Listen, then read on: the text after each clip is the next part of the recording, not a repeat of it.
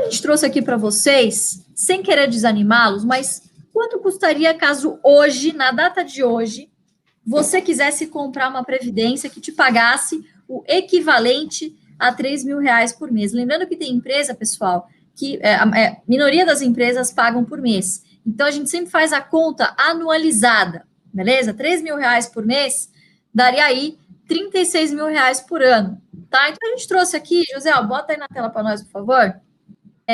A gente trouxe aqui uma pequena simulação, tá? Uma conta literalmente de padeiro aqui para vocês, para a gente chegar aqui a algumas conclusões simples, tá? Então, pegamos aqui a média dos proventos pagos por ação nos últimos 5 anos, em média, tá ok?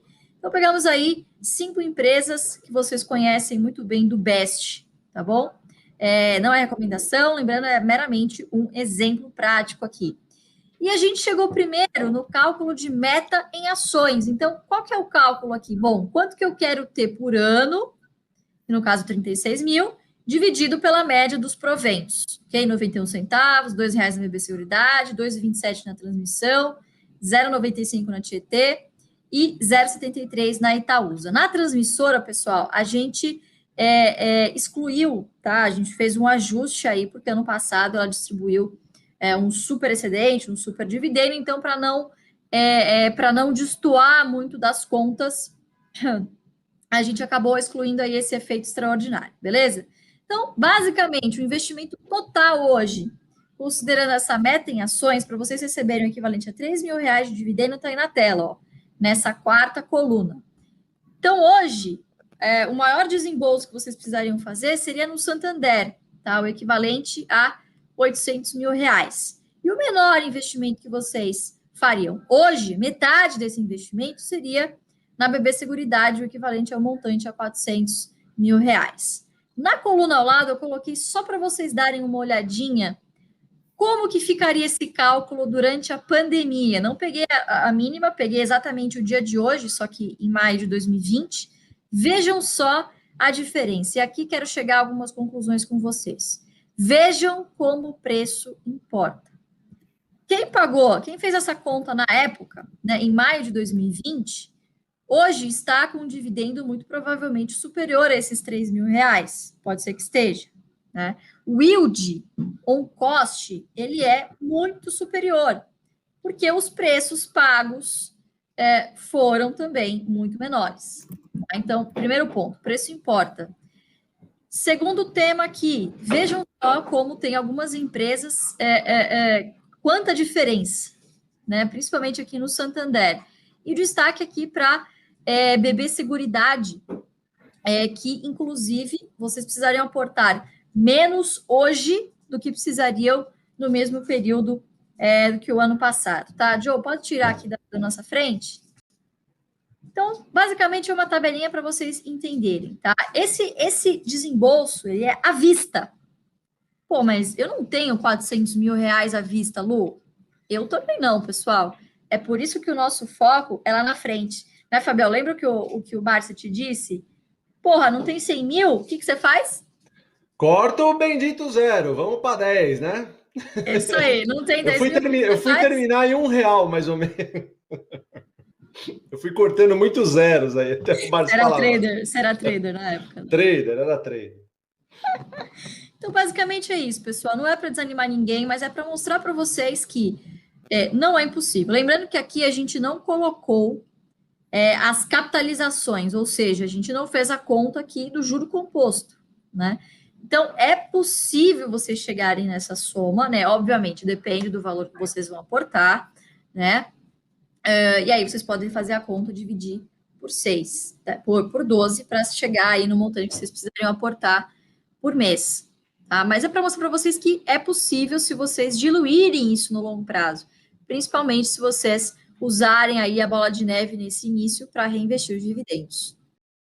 E, pessoal, aqui 2 pontos muito importantes, né? Em primeiro lugar, nessa análise, a gente não está considerando valorização patrimonial, como a Lu disse lá no começo. Então, não quer dizer que o seu retorno de 6% vai ser o seu retorno anual eterno. Isso não é verdade. Primeiro, porque os dividendos tendem a crescer. E segundo, porque as ações tendem a valorizar. Eu fiz uma simulaçãozinha super rápida aqui também, para vocês, para ficar muito claro qual que é o poder do dividendo à medida que o yield vai aumentando, né? Então, se você entrar numa ação a 6% de yield, ela vai representar uma renda mensal para você.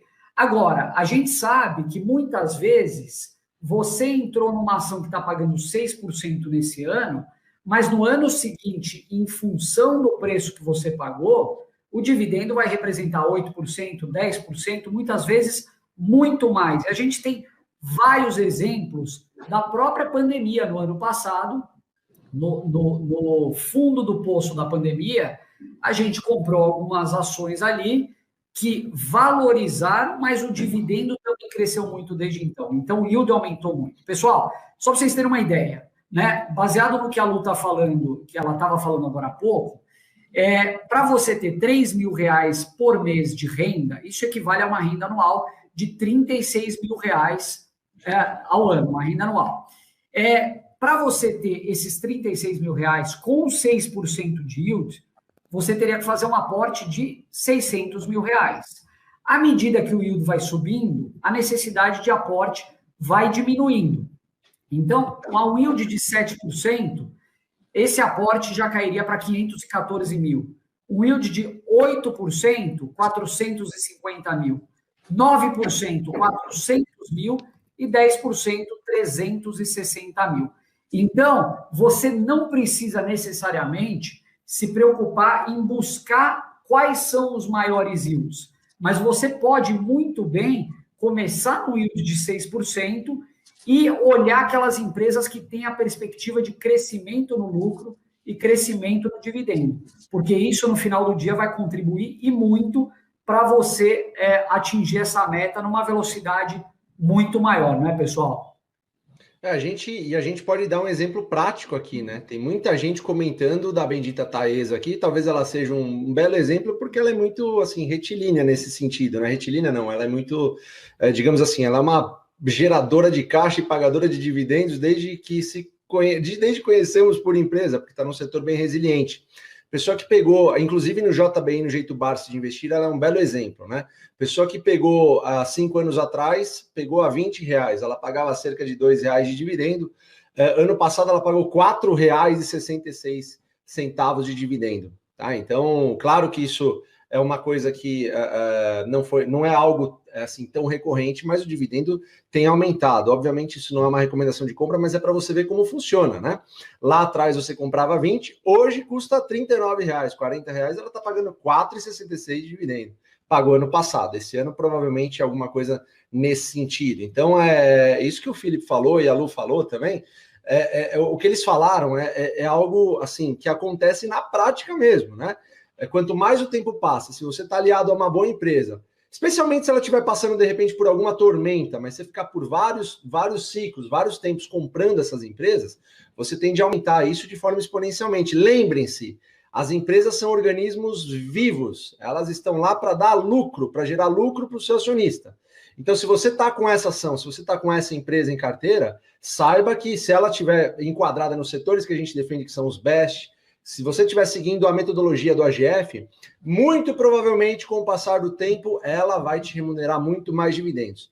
Exemplo prático aí, a Itaúsa, se eu não me engano, tá? De cabeça isso, porque eu tenho muito tempo a Itaúsa já. Há 15 anos atrás, ela pagava 6, 7 centavos de dividendo. Em 2019, ela chegou a pagar R$1,19 de dividendos. Tá? Se você quer conferir o que eu estou falando, vai lá no site da Itaúsa, porque as informações estão lá. Né, Fabião? Perfeito, muito bem pontuado. Além de tudo, ela bonificou desde aquela época até 2018, se eu não me engano, 2017, 2018, cerca de 10% além do dividendo, ou seja, você crescia a sua base acionária e com uma maior base acionária, mais dividendos. Então, na prática, é isso que acontece. Exemplo de como definir uma meta ideal em cada número de ações. Eu definiria baseado nas suas contas, o que você tem a pagar todo mês de boleto, enfim, vamos supor que você gaste R$3.000 por mês, começa com uma meta bem baixinha. Você tem que ganhar R$300 de dividendos por mês, e não 3 mil, é 10%. Bateu esses 10%, você comemora, chama uma pizza, vai beber um vinho, porque você bateu uma meta, a primeira meta. Depois do 300 para 600 é mais fácil, do 600 para 1.200 é mais fácil, e assim por diante. É assim que você vai estabelecendo metas e batendo essas metas, tá bom? Então, essa é a primeira, acho que a primeira, não é uma dica, é uma sugestão para que você faça isso, tá bom? Então, essas ações, você começa a fazer dessa forma, com essas compras, mas lembre-se que você não vai comprar a qualquer custo. Se uma dessas ações acaba subindo muito, aí sim você começa a fazer a diversificação. Por isso que é legal você, de repente, ter digamos assim, um pente fino de algumas ações que você goste, e você deixa preços tetos lá, o Stock Guide da GF Prime pode te ajudar, para que você possa comprar e não pagar caro. Aí sim, fazendo dessa forma, você vai diluindo as suas posições, diluindo não, você vai diversificando de acordo com o tempo, de acordo com o preço das ações, mas vá fazendo metas em pagamento dos boletos, porque ações, assim, as ações garantem o futuro. Então, o futuro vai ter boleto, tem certeza disso. Então, você tem que ter dinheiro para pagar esses boletos e viver sua vida tranquilamente. Começa com metas pequenas e vai fazendo metas maiores conforme você for batendo as pequenas. Acho que essa é uma sugestão boa.